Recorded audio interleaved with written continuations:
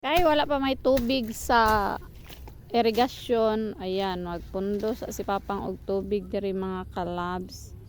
Magngita na lang diskarte aron makapundo og tubig. So, yang gibuhat pugngan diri dapit para makaipon og tubig. Pang saburan lang gud mga kalabs.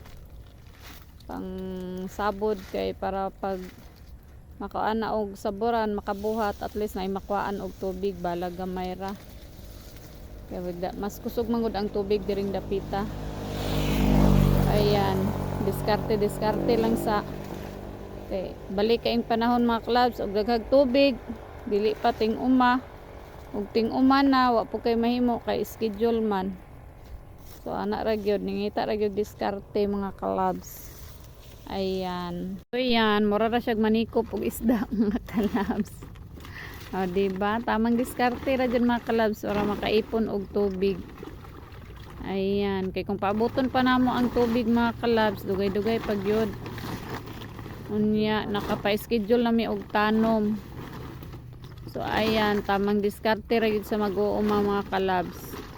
Pag human ani, kuha naman po namo ni siya diri Actually, dili man ni diri dapit sa mo ang part nga basakan pero wala pa man pud sila diri nag gamit sa tawag ni ilang umakay wala pa may tingtanom pod, so nakigamit sa mi diri ilang kanal.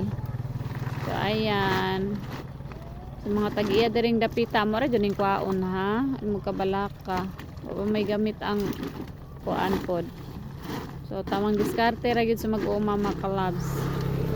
O diba, mararamig manikop og isda nga nagbalay-balay mga kalabs. Ayan, mantag na isda dire no, masakupan jud namo ba? Masikupan di ay para mali na pud ang grammar. Ayan, diba?